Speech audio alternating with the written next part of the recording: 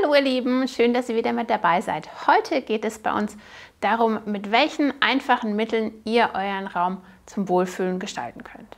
Die meisten Tipps, die ich euch heute an die Hand geben möchte, könnt ihr selbst ganz einfach durchführen mit ein bisschen handwerklichem Geschick.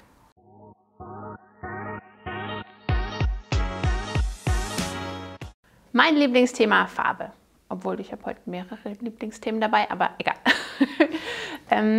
Ja, Farbe. Mit Wandfarbe insbesondere könnt ihr ja wahnsinnig viel in eurem Raum erreichen. Generell kann man sagen, warme Farben machen den Raum wohnlicher, kühle Farben hingegen machen das Ganze etwas cleaner, neutraler und zurückhaltender. Wie genau ihr die richtige Wandfarbe findet, das lernt ihr in diesem Video.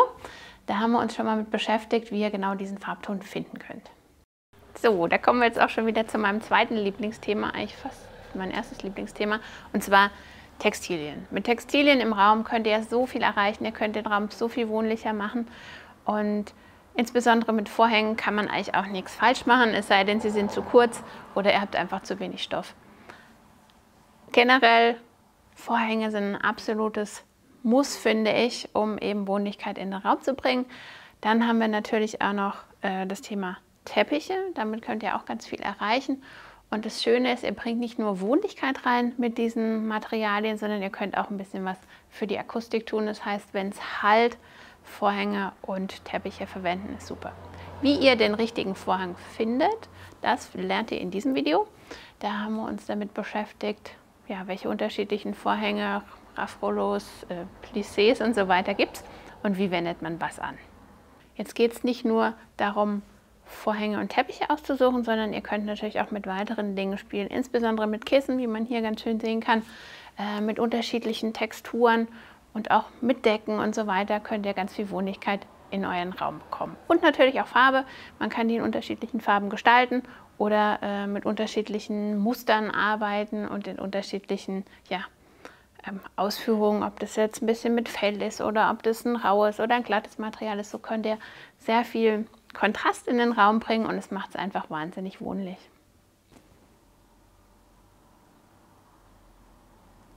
Kommen wir zum nächsten Punkt, die Beleuchtung. Ist ein sehr, sehr wichtiges Thema und es wird manchmal wirklich hochkompliziert dargestellt. Am Ende des Tages ist es eigentlich auch gar nicht so dramatisch. Ich empfehle immer, guckt, wo ihr dunkle Ecken habt und diese dunklen Ecken setzt ihr eine Tischleuchte, eine Stehleuchte mit einem schönen Schirm. Das macht einfach ein tolles Ambiente.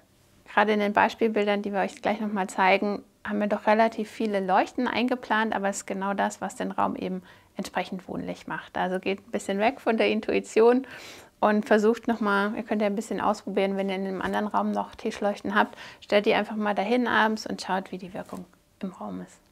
Am Ende des Tages könnt ihr euch merken, dass ihr einfach ein paar Tisch- oder Stehleuchten in die Ecken stellt. Das macht den Raum, ja, wenn wir jetzt von dem quadratischen Raum ausgehen, sehr wohnlich, dann ist es da schon mal, haben wir so ein gedämpftes Licht. Generell zur Beleuchtung möchte ich nochmal sagen, wenn ihr intuitiv denkt, ihr habt schon genügend Leuchten bei euch im Raum, dann nehmt ihr einfach nochmal 3 mehr und dann seid ihr ungefähr da, wo es wirklich dann gemütlich wird. So, der 4. Punkt sind, wer möchte es meinen, Pflanzen. Pflanzen sind total wichtig für einen Wohnraum, finde ich.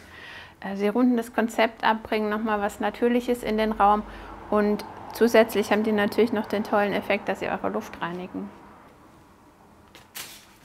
Worauf ich achten würde allerdings ist, dass die Pflanzen nicht zu kleinteilig werden. Schaut, dass ihr auch ein paar größere, so wie jetzt hier zum Beispiel, größere Töpfe in den Höhen, dass nicht alles nur auf dem Boden passiert oder auf dem Fenster, auf der Fensterbank, sondern ja, dass ihr auch so ein bisschen Volumen einfach dann in eure Pflanzen reinbekommt. Auch da würde ich gucken, dass wir unterschiedliche Blattarten haben, wovon ich jetzt Abstand nehmen würde, ist so von ganz spitzen, stacheligen, großen, das ist für Feng Shui nicht so gut. Ich würde gucken, dass ihr schöne große Blätter habt, dass ihr da auch ein bisschen Volumen, ein bisschen Unterschiede in der Struktur reinbekommt.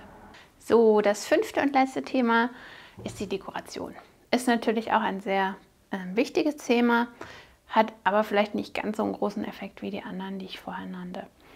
Und zwar kann man mit der Dekoration auch wieder viel erreichen, insbesondere wenn ihr zum Beispiel einen dunklen Tisch habt, wie hier, könnt ihr den nochmal aufhellen mit helleren Tischsets. Auch hier können wir wieder mit den Strukturen arbeiten. Wir können nochmal extra eine schöne Vase, ein paar Teelichter, auch hier wieder mit ein paar schönen Pflanzen. und so bekommt ihr auch nochmal extra Wohnlichkeit an euren Tisch. Dann haben wir natürlich noch das Thema Geruch. Mit einer schönen Duftkerze kann man auch nochmal extra Ambiente in den Raum zaubern. Auch wenn nur eine Duftkerze im Raum an ist, hat man so eine ganz schöne leichte Note. Das waren meine 5 schnellen Tipps für euch. Wenn ihr noch weiteres zum Thema Einrichtung wissen wollt, wie ihr eure Räume nochmal positiv verändern könnt, habe ich euch zusammengefasst im kostenlosen E-Book. Das findet ihr unten in der Beschreibung. Und lasst mich wissen, ob ihr mit meinen Tipps im Raum etwas gestalten könntet, ob das für euch so schlüssig war. Und wenn ihr noch weitere Anregungen und Fragen habt, lasst es mich bitte wissen in den Kommentaren. Ich freue mich schon wieder auf das nächste Video für euch und macht's gut. Bis bald, eure Monika.